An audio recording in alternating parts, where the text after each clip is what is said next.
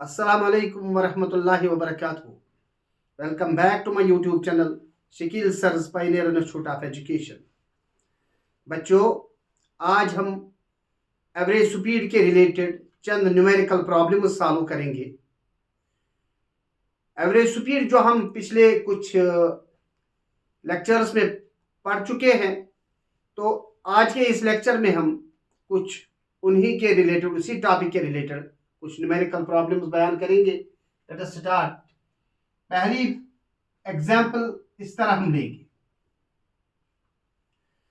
Suppose calculate the average speed, calculate average speed of a man.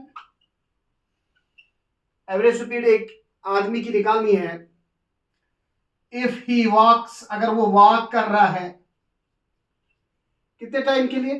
For 1 minute, 1 minute के लिए walk कर रहा है। At the speed of 1 metre per second. 1 metre per second की रफ्तार से बराबर 1 मिनट तक वो वॉक कर रहा है। फिर उसके बाद जॉगिंग करता है, रन करता है। Then he runs with the speed of 3 metre per second. 3 metre per second के हिसाब से वो रन करता है फॉर नेक्स्ट 1 मिनट, अगले 1 मिनट के लिए। क्या करना है? कैलकुलेट एवरेज स्पीड कैलकुलेट करनी है किसी एक शख्स की, एक आदमी की, जो वॉक कर रहा है 1 मिनट के लिए। किस स्पीड के साथ? 1 मीटर पर सेकंड की रफ्तार के साथ। फिर उसके बाद क्या करता है? उसके बाद दौड़ लगाता है, हल्की सी दौड़ लगाता है 3 मीटर पर सेकंड की रफ्तार के साथ, और बराबर 1 और मिनट चलता है। तो पहले भी 1 मिनट, फिर उसके बाद भी 1 मिनट, तो टाइम इंटरवल सेम है। अब यहां पे देखिए, दो चीजों का मिलन है। एक तो है स्पीड, दूसरा है टाइम। यहां भी है स्पीड और है टाइम। स्पीड और टाइम का मिलाप है। तो इसका मतलब हमने ऑलरेडी जो केसेस पढ़े हैं, अब कौन सा केस इस्तेमाल होगा? Yes, very good, average speed. सीधे हम फॉर्मूला इस्तेमाल करेंगे। शाबाश। v1 t1 plus v2 t2, this is total distance, divide by total time t1 plus t2।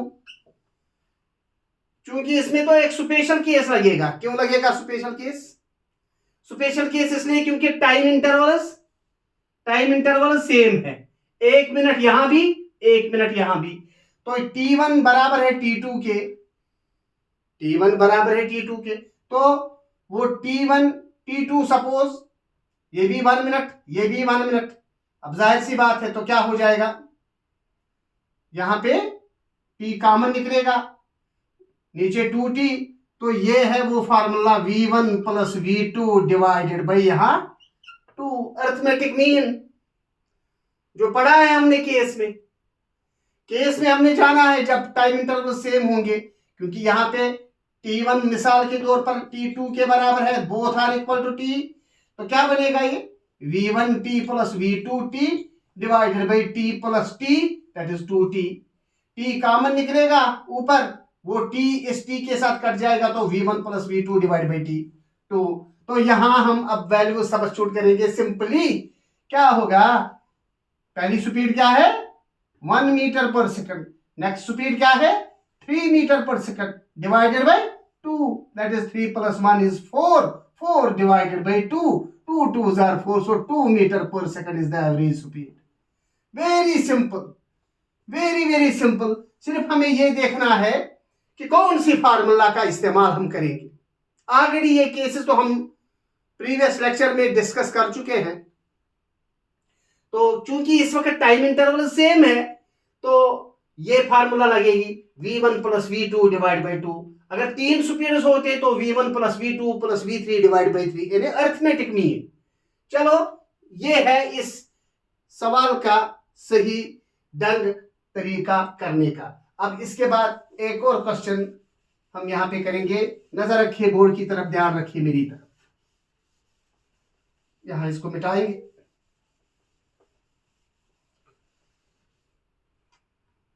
Next question is, मिसाल के तौर पर चलिए एक और क्वेश्चन इस तरह है कि कोई एक मोटर बाइक चलाने वाला मोटरिस्ट या साइकिलिस्ट या स्कूटरिस्ट वो जा रहा है, मार्केट जा रहा है। मार्केट जा रहा है, मान लो 7 किलोमीटर दूरी पे मार्केट है। ए cyclist went to the market which is 7 kilometer away from his home. Suppose 7 kilometre दूर मार्केट उसके घर से, ये घर है, होम है, और ये मार्केट है। मान लो 7 किलोमीटर की दूरी पे मोटरिस्ट जाता है, मार्केट जाता है तो कुछ परचेज करने के लिए। चलो वो वहां जाके परचेज करता है, या मान लो वहां पे वो मार्केट को क्लोज पाता है, मार्केट इज क्लोज, तो फिर वो रिटर्न वापस आता है। लेकिन जब ये जाता है होम से मार्केट के लिए 5 किलोमीटर पर सेकंड के रफ्तार से जाता है, और पहुंचता है मार्केट तो पाता है मार्केट क्लोज है, वापस मुड़ता है और वापस आता है होम की ओर। घर पहुंचता है, लेकिन रिटर्न में जब ये चलता है तो 10 किलोमीटर पर आवर की रफ्तार से, यहां भी आप रखिए 5 किलोमीटर पर आवर की रफ्तार से, 5 किलोमीटर पर आवर की रफ्तार से होम टू मार्केट, और मार्केट टू होम आता है ये 10 किलोमीटर पर आवर की रफ्तार से। अब हमें बताना है कि एवरेज स्पीड क्या रही इसकी। मार्केट कितना दूर है? 7 किलोमीटर की दूरी पे मार्केट है। 7 किलोमीटर मार्केट दूर है, होम से मार्केट तक 7 किलोमीटर है। यहां से जाते समय किस स्पीड के साथ जाता है? 5 किलोमीटर पर आवर की रफ्तार से। वापस आते जब ये आता है तो किस स्पीड के साथ आता है? 10 किलोमीटर पर आवर की रफ्तार से आता है। तो अब इसकी एवरेज स्पीड क्या होगी? तो एवरेज स्पीड निकालने के लिए बहुत सिंपल, यहां देखिए एक अहम बात है, डिस्टेंस जो है वो कांस्टेंट है, यानी home to market 7 kilometre, market to home 7 kilometre. Okay, और दो चीजें दिए हुए हैं, एक तो डिस्टेंस दी हुई है, दूसरा टाइम दिया हुआ है, सॉरी डिस्टेंस और स्पीड दी हुई है।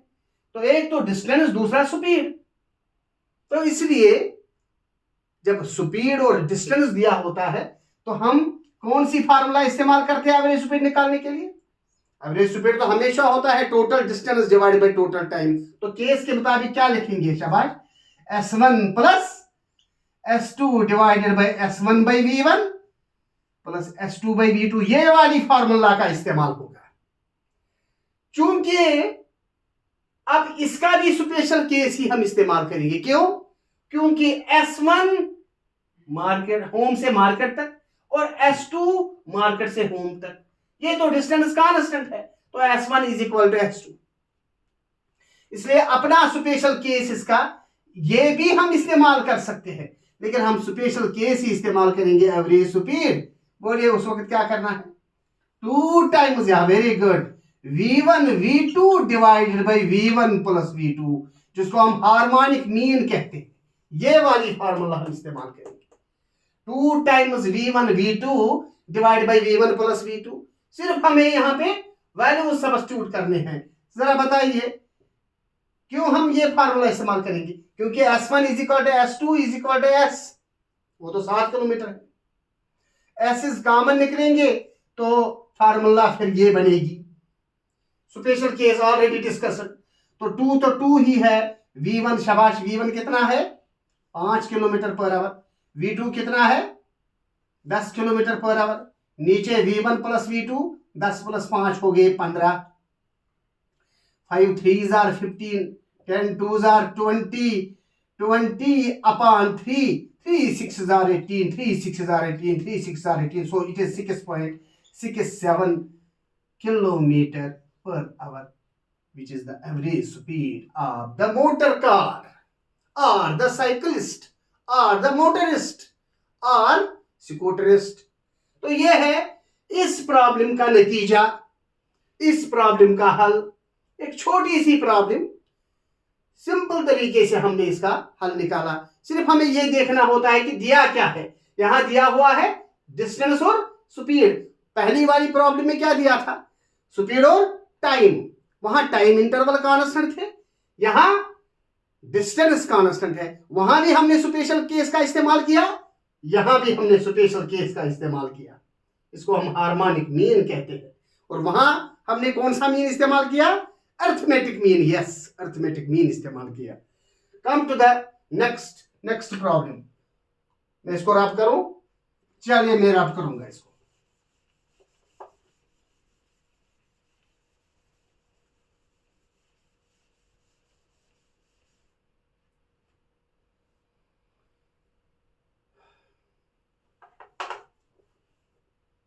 एक और एग्जाम्पल पे आएंगे, वन मोर एग्जाम्पल। चलिए ठीक है, एक और एग्जाम्पल इस तरह की है। मिसाल के तौर पर, a car travels 1/3 of its distance. A car travels 1/3 of its total distance with the speed of 30 km/h, and remaining part of the distance is covered by the car with 54 km/h. What is the average speed of the car? चलिए मैं एक question लिखूंगा। A car travels how much? 1/3 of total distance with, शाबाश शाबाश, क्या बोला था हमने? 30 km/h। चलिए ठीक, 30 km/h, and remaining distance covered with the speed of, या at the speed of how much? क्या बोला था हमने? 54 km/h। What is average speed of car? Car की एवरेज स्पीड क्या है? अब यहां पे नजर रखो, दोबारा हम देखेंगे। Car travels 1/3 of distance, 1/3 total distance की 30 km/h की रफ्तार से, और फिर रिमेनिंग डिस्टेंस 54 km/h की रफ्तार से। रिमेनिंग कितना होगा? 2/3।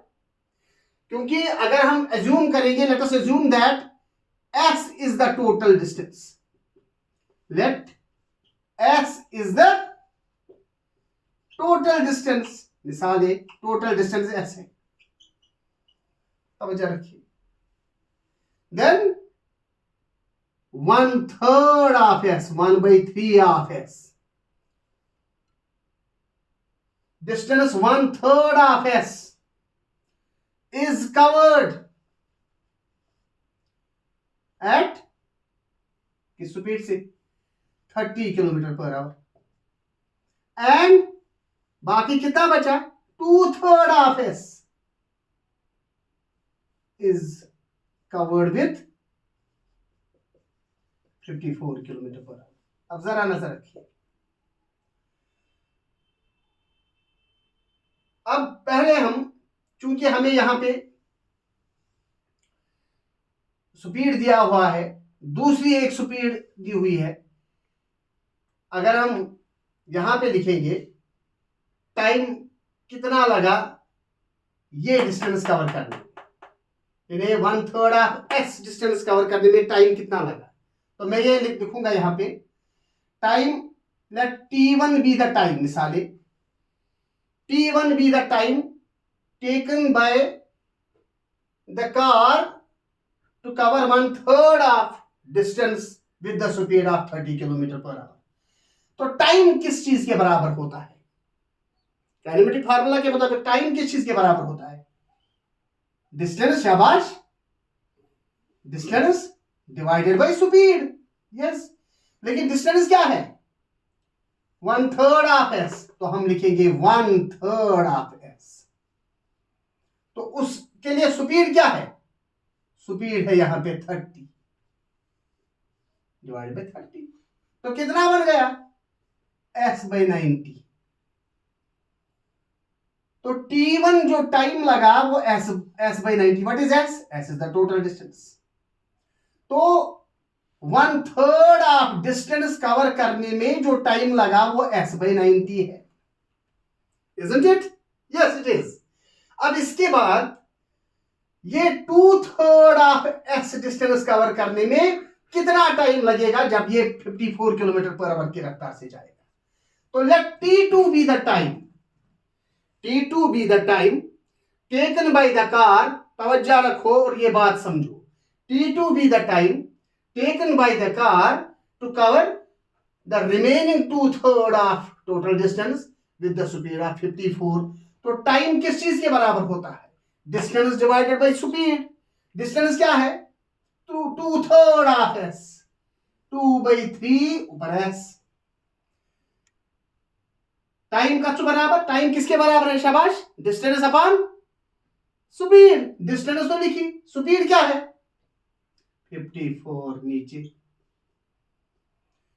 तो ये 2 2s are 4, 2 7s are 14, s divided by 27 into 3। yes, 3 7s are 21, 3 2s are 6, 8 81। so t2 is equal to s divided by 81। अब हमें t1 भी दिया हुआ है, t2 भी हमारे पास है, तो टोटल टाइम भी हमारे पास है और टोटल डिस्टेंस भी हमारे पास है। और अब एवरेज स्पीड क्या होगी? एवरेज स्पीड बोलिए बोलिए जल्दी जल्दी। वी एवरेज किसके बराबर है? Total distance covered divide by total time taken. Formula, total distance क्या है? s divide by total time क्या है? t1 plus t2, s/90 plus s/81। Isn't it? s/90 plus s/81। तो अब इसको सॉल्व करेंगे, हमें यहां पे एवरेज स्पीड मिलेगा। s को कॉमन निकालो, शाबाश, s को कॉमन निकालो तो s s कट जाएगा, अब ऊपर 1 रह जाएगा और नीचे 1/90 प्लस 1/81 है ना, है कि नहीं? ऐसी। तो ये क्या बनेगा? शाबाश, 90 into 81 डिवाइडेड बाय 90 प्लस 81। इसको सॉल्व करेंगे और हमें यहां पे रिजल्ट मिलेगा 0, 9 1s are 9, 9 8s are 72 divided by 171। तो 7290 को 171 से डिवाइड करेंगे, 7290 171 5 4 4 1s are 4, 4 7s are 28, 4 1s are 4, 6 7। Am I right? ये तो ज्यादा हुआ, 3 से होगा, पहले देखेंगे दोबारा। 4 1s are 4, 4 7s are 28, 4 1s are 4, 6 और 7। Isn't it? 4 1s are 4, 4 7s are 28, 4 1s are 4, 5 6, it is 6 84। 9 में से 4 5, 12 में से 8 4, तो इतना ही बचा। अब 0 यहां पे आएगा। अब 3 से करेंगे तो ज्यादा होगा, 2 से करेंगे, 2 1s are 2, 2 7s are 14, 2 1s are 2, 3 4। तो इसका मतलब 42 पॉइंट समथिंग, 42.1 और 42.2 के करीब इसकी एवरेज स्पीड निकलेगी। तो आप एवरेज स्पीड निकालोगे, that is 42 point approximately 1 kilometre per hour. ये मिलेगी आपको एवरेज स्पीड इस हिसाब से, isn't it?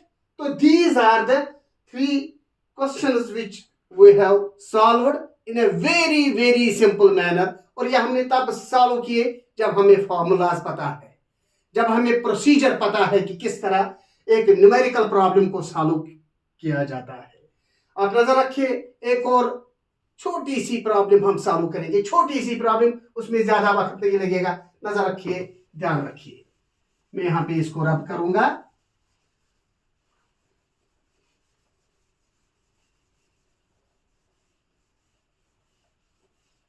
One more simplest problem. मान लो कि एक कार चल रही है, दोबारा हम कहेंगे एक कार चल रही है और 1/3 ऑफ डिस्टेंस, दोबारा इसी तरह का क्वेश्चन इस तरह बताएंगे। 1/3 ऑफ डिस्टेंस वो गाड़ी कवर कर रही है x स्पीड के साथ, फिर नेक्स्ट 1/3 डिस्टेंस कवर कर रही है y स्पीड के साथ, फिर लास्ट वाली 1/3 डिस्टेंस कवर कर रही है z स्पीड के साथ। ये क्वेश्चन है, एवरेज स्पीड बताइए। देखिए, very simple question. A car is traveling. Listen to me. A car is traveling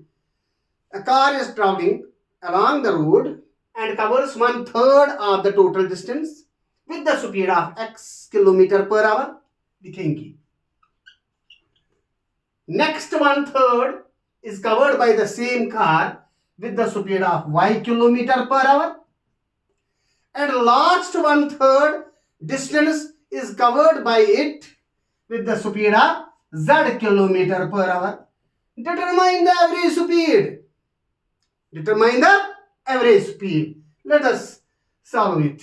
बताइए क्या करेंगे, बताइए बताइए, जल्दी बताइए, शाबाश। 1/3 डिस्टेंस 1/3 ऑफ s, दोबारा 1/3 डिस्टेंस 1/3 ऑफ s, 1/3 डिस्टेंस, दोबारा 1/3 ऑफ s। तो इसका मतलब डिस्टेंस पाथ जो है वो एक जैसे है, 1/3 of s 1/3 of s 1/3 of s। तो टोटल पाथ कितना है s, इसका 1/3 किस स्पीड के साथ x km/h, इस अगला 1/3 y km/h, कितना, देखिए कितना आसान, और लास्ट 1/3 z km/h। क्या हम ये फार्मूला इस्तेमाल नहीं कर सकते हैं क्या?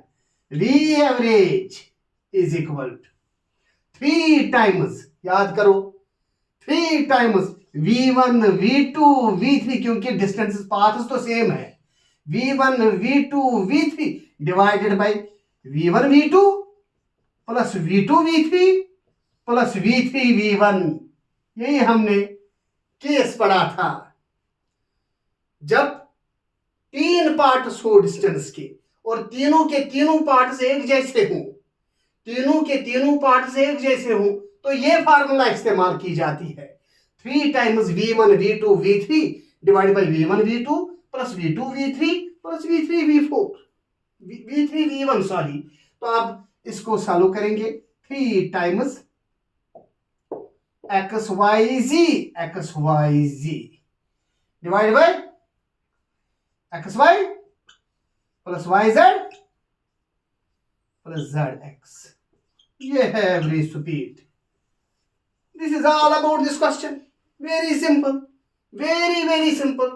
सो इस तरह के क्वेश्चंस आपसे पूछे जाएंगे और आपको किसी किस्म की हिचकिचाहट नहीं होनी चाहिए, आपको बड़े आराम के साथ इन सवालों के जवाब देने चाहिए। आज के लेक्चर में इतना ही, अगले लेक्चर में कुछ और न्यूमेरिकल प्रॉब्लम्स हम करेंगे इन्हीं टॉपिक्स के रिलेटेड। तब तक के लिए दीजिए इजाजत। अस्सलाम वालेकुम वरहमतुल्लाहि वबरकातुहू।